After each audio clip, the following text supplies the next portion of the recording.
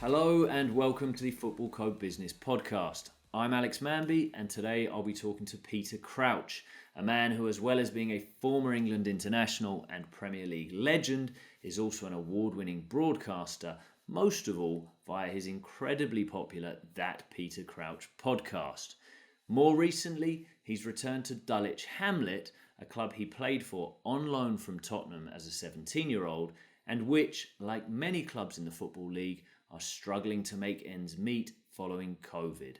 Now in the boardroom, Crouchy is trying to help reverse the fortunes of Dulwich Hamlet, a journey that can be seen soon on Discovery+.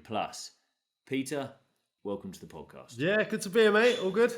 This podcasting stuff must be second nature to you by now, right? I don't know about that. I'm glad someone else set it all up for me, I'll be honest, because that's the stuff that I do struggle with. But yeah, I love it. I love doing the podcast. It's loads of fun, and it beats working for a living. Well, 5 successful series suggests that you're doing something right. Has the popularity surprised you? Yeah, I mean, we started it to... I had a book to promote, and I remember Tom Fordyce did the book with me, and he was like, look, this would be a good thing to do. And I was like, okay, it sounds okay. We started doing it, and I thought no one will listen to this. And, turns out people were, and, I sort of was quite open and honest because I probably thought not many people would listen. And I think that sort of became what it was really, just me being open and honest and, sort of telling my experiences about the mad world that I'd sort of found myself in really. And it was a little bit like therapy, sort of going through everything and a lot of fun. It feels like it kind of hit a sweet spot of what football fans want. There was, it was funny, it's entertaining, but it was also real and insightful and behind the scenes and a bit of a sort of breath of fresh air, I think. Yeah, that's exactly what I wanted it to be, and what it's become was like me sort of taking everyone sort of inside the dressing room and trying to experience what it was like for me and putting themselves in that position. But also, I think you can just tell that we're having a few beers and a lot of fun, and I think people are sort of enjoying that, but with it being hopefully as insightful as well. I think it does. Look, this being the FootballCo Business Podcast, we're going to sort of move things on and not talk too much about anecdotes about Harry Redknapp or misbehaving teammates and inside the dressing room. And I want to talk to you about this new project you've got with Dulwich Hamlet. But first, I'm keen to understand a bit more about this route you've taken into media, because it feels like things have gone pretty well, pretty swimmingly for you since you hung up your boots a couple of years ago. And I just wonder how much of that has been meticulously planned with a roadmap and how much has been opportunistically stumbled into, taking opportunities as they've arrived. Do you know what? I did have a plan. I always remember something Steve Stone said to me, believe it or not. He said, as soon as you've retired, it's amazing how quickly people forget what you've done. So my plan was, before I retired, I wanted to sort of put things into place. So I did my coaching badges while I was still at Stoke, and I didn't know, it was sort of 2 routes that I could have gone, was down the management coaching route or down the media kind of route. They were the things I thought were sort of most interest to me. So I did my coaching badges. I completed it. I got to UEFA A level. And at the same time, I did my book and I started the podcast. While I was still playing, sort of I felt that it was better to do that while you were still relevant, if you know what I mean, still in the Premier League. And those things sort of just took off. The book did incredibly well, and the podcast as well. And it sort of was then, I decided to go down that route. I wanted to stay in football, so obviously I decided to sort of become a pundit, if you like. So I was around the live games, but the podcast obviously took off, and various other sort of media bits and pieces came off the back of that. So yeah, I'm not going to sit here and say I just fell into it, because I did plan for me to do those things, but the success of them sort of then snowballed, and I find myself here today. And who else was involved in that? Is that you on your own, or have you got various people advising you and discussing paths that you might take post-career? No, do you know what? What I found, and I think the reason that things have gone reasonably well was because I think everyone can see that is genuinely coming from me. What I do, I don't have someone managing my social media. I find that really quite. I don't want to follow someone's PR man. Do you know what I mean? I want to follow the footballer. If I'm following someone on Twitter, I want to follow Cristiano Ronaldo. I want to see what he's thinking, what he does, not his social media, man. That's why I don't follow a lot of top players, because I'd rather listen to someone real, so an actual person. And I think that's why how I think people can see that from me, the decisions that I've made have come from me, and at least then that if they go wrong, it's your own fault and no one else's. Did you think about this while you were playing? You said you obviously started planning and you started a podcast while you were still playing, but during your whole career, were you aware of your image and your reputation and how people perceived you? No, I don't think, I didn't ever think about my image. And at first, I mean, I was certainly, I think it was difficult for me, like image wise, because I look so different. As a young player, it was hard to sort of overcome. I mean, people would take the mick out of me before they'd even seen me play. So that was difficult. But the person that I am now in the media, I think anyone who's played with me will tell you that's how I am. I haven't tried to be anyone different.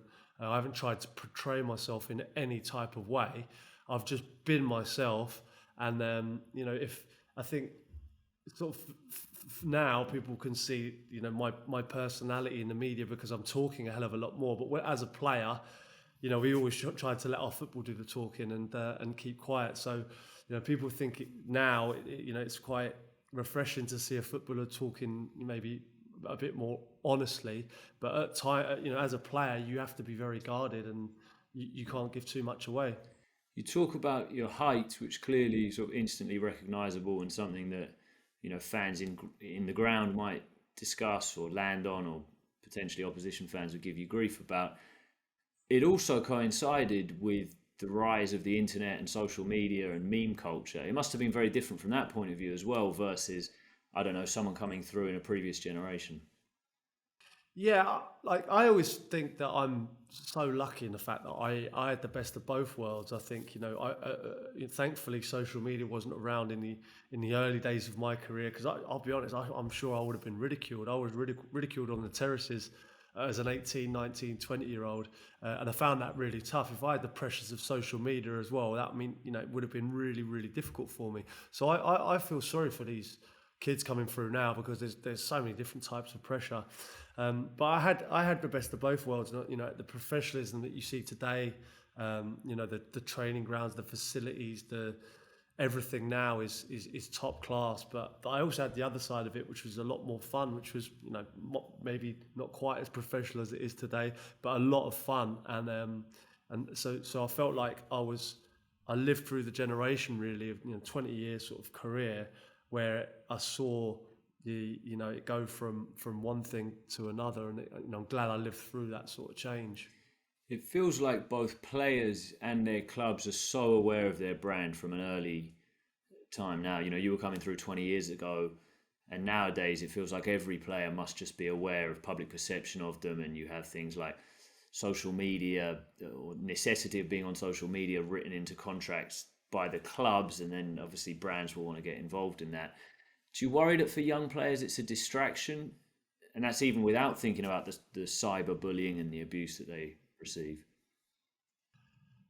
It is so difficult as well. I mean, I think 100% players are more aware of their brands, if you like, without doubt, because we've seen it used for good recently, and we've seen it where it's not great, because there's two sides to it. Obviously, the power of good that it's done has been incredible, but also there's the other side of it where it is being managed, and I think sometimes fans may be getting manipulated in some way, because These players aren't speaking for themselves, and that does frustrate me and worry me. I mean, the tagline of my podcast is back stronger, because that all derives from the fact that we see the same things on a Saturday. When the players haven't played well or something, a tweet will come out and it was always, the fans were terrific. Sorry we couldn't perform today. Back stronger next week. They're the same three sort of phrases that are getting churned out. And I think sometimes it pulls the wool over the fans' eyes, because I remember being a player and I'd see that exact tweet. And I'd think, this player hasn't tried for the last 3 months. This player won't work. Won't be working hard in training. He won't be doing extra work. He's the first to get off. And then you'll see him on Instagram running up his stairs and having a personal trainer in his gym at home, and he'd be like, I just think that kind of thing, pulling the wool over the fans' eyes. And then perhaps on a Saturday, I've seen it firsthand. On a Saturday, the fans would be like, well, why is this player not playing? Look how much work he's putting in. And I can see that they're just fooling people, and it is frustrating. Is that about how fans perceive them and not getting abuse or wanting to remain a fan's favourite? Or is that the influence of clubs slightly mollycoddling their players and giving them guidelines and advice and do's and don'ts around what they do around social media? No, I don't. In all honesty, I don't think the clubs can control it anymore. I think those types of things. I mean, I don't think the clubs would be too pleased about players promoting themselves, doing extra training on their own sites or their own social media. The clubs, it's out of their power. I think it's the agent and the PR of the players now have so much control. Do you think there's anyone out there doing it well from the players' point of view and properly showing themselves their real self and interacting with fans because of it?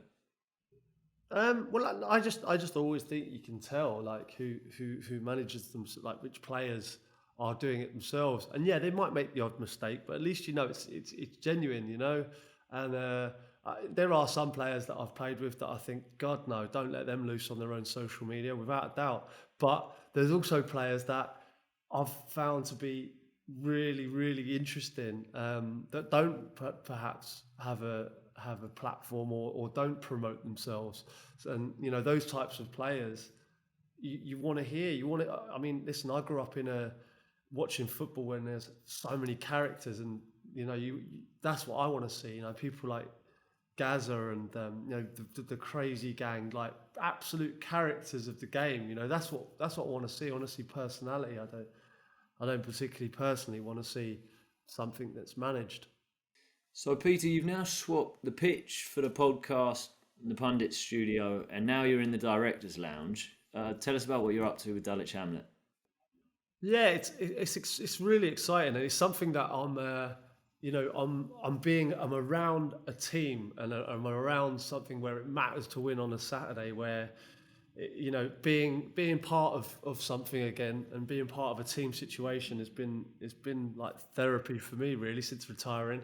And yeah, I'm seeing things that I never saw before. As a player, you just assume everything's done for you at boardroom level. You don't really take any interest in it. But me being sort of upstairs, and certainly very different to Premier League level. Like at the moment, I'm trying to do things like get us a training ground to train on, because we're training on the pitch. We're trying to buy floodlights. I'm trying to put on a few charity nights so we can do up the room upstairs, so we can make this self-sustainable. I'm trying to get people through the door, trying to sell tickets to keep us sort of in business, really, because if we don't get people through the door on a Saturday, then the club will have gone under. And it's been a difficult task, and all that as well. I want to help on the pitch as well, because I feel like we've got a good side this year, and it would be we've got a chance of promotion. And I'm looking around, and a lot of the people at the club are like, is it beneficial for us to get promoted? Which to me is crazy, because there's so many hurdles if you do. What would those be for? That would be up from National League South into the National League, right? And there are certain regulations and rules that you have to comply with, right? Yes, all the compliance and things. Obviously, the ground needs to improve. You can't sell alcohol on a Saturday, which is probably 50% of the revenue for a club like Dulwich. There's certain things that you just wouldn't believe how difficult it is at a club at this level. And yeah, I mean, I took on this role and I wanted to make the club better. I was there as a 17-year-old, and it's a club that really helped me. So any sort of impact that I can have on the club is going to be good. But yeah, all of it is going to be you'll be able to see. So you'll be able to see if I've done a good job or not. How did it come about? Why did you decide to get involved? Did you see the plight of the club? I've seen you talked about this potentially bleak future that they've got, or did someone come to you and say, "We think you could help us out here"? No, yeah, I mean, listen, I was there, like I say, as a 17-year-old, and I'll be totally honest with you. I went kicking and screaming from Tottenham. I was at Tottenham Hotspur, and I was sent on loan to the Ryman Premier League at the time, and I didn't want to go, but I went there, and it was possibly one of the best things that I'd done. It gave me a real wake up call. It was an eye opener. It strengthened me as a player, and it gave me, I sort of realised what it was to win games. I'm playing the academy games and quite comfortable playing in what I thought were big games, North London derbies and things like that. Well, they're not. It's youth team football. When you go down there and you see players with jobs, and you're seeing people trying to win games to earn money to provide for their families and have a job as well, you realise sort of like what it's about and what it means to win games. So it was a huge part of my development. And then obviously kept a close eye on them ever since, really. And I remember when developers tried to buy the ground, and I was sort of involved from afar, trying to save the club then when they were going to lose their ground, and now is the chance for me to be involved at more of a hands-on level, really. And I jumped at the chance, and hopefully people can enjoy the documentary, of course, but first and foremost, Dulwich come out better than they were before I went in. How much has the club changed since you went on loan? It's 21 years. It feels, from my point of view, and I'm very much an outsider just looking in, that crowds are up. It's got a real reputation. There's a sort of buzz around it. People go for football reasons, but they also go for community reasons and social reasons, and to take a stance. Having said that, ticket sales are very important at lower league clubs, and COVID meant a year with no tickets. So what is the state of the club right now? Well, it's been hard after COVID. I think people see the attendances now, which are amazing. At this a club at this level, we get 2,000 people through the door is phenomenal. But that's the only source of revenue that the club get. And I think after COVID, they had so many problems having to try and finish the season without people through the door, and that's the only source of income. So I mean, how you complete a season with no income coming in whatsoever, apart from the odd comedy night? I think the Euros was a huge thing because they managed to build something and sell a few beers and after COVID. But it's been left in a really difficult place. And my job now is to sort of make the club not rely on a Saturday selling tickets and selling beer. Try and make it a little bit more self-sustainable as a business as well, and get it right on the pitch. Because if we get it right on the pitch, then I know I've talked about it being difficult and having to navigate some problems if we do get promoted. But I think we have to aim high, otherwise there's no point whatsoever. And are there things in that only you can do? And by that, I mean, you're a former professional footballer with a high profile. You're not the only former professional footballer or celebrity to be doing this sort of thing right now. I'm thinking about David Beckham at Inter Miami, Ronaldo at Valladolid, obviously Ryan Reynolds and Rob McElhenney at Wrexham. What is it that you can do that they can't? I suppose it might be different. A club like Inter Miami with Beckham is in a very different position to yourself at Dulwich Hamlets. But is there something that you can do that maybe traditionally directors wouldn't be able to achieve? Yeah, well, I think so. I mean, listen, I've got people know who I am. I'm obviously trying to get people through the door. I think I've got a wealth of experience in football, obviously as well. I've always tried to help Gav and Cads, the management team, with regards to the team. I'm there for the players as well. There's some good young players that I've been involved with there. If I can help them in any way. If I can be a link between the board, which is very much fans.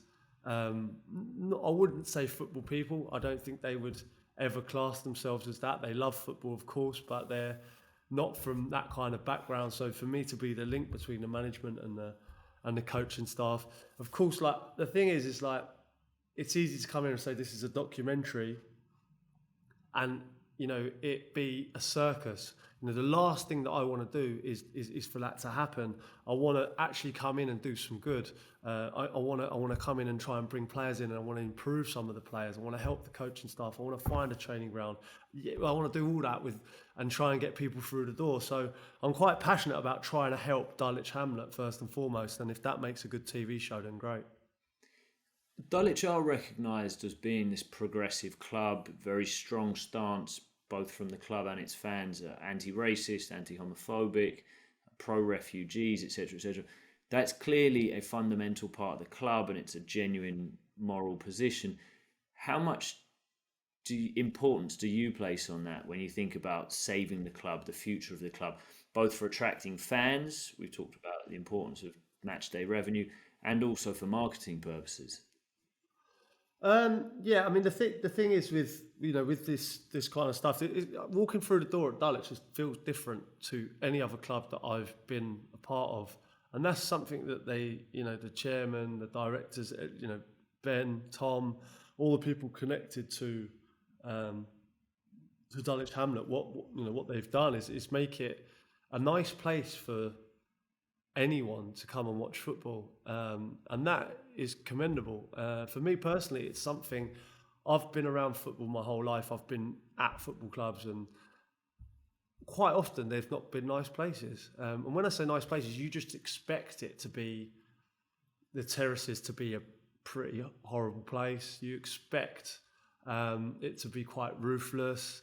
So when you walk through the door at Dulwich and you see people enjoying themselves, having a nice drink, families, different kinds of people from all walks of life, all coming together, watching a nice game of football, and then, I've never seen any trouble there. It's very different, I'll be honest, to anything I've ever been used to in football, and I've been in it a long time.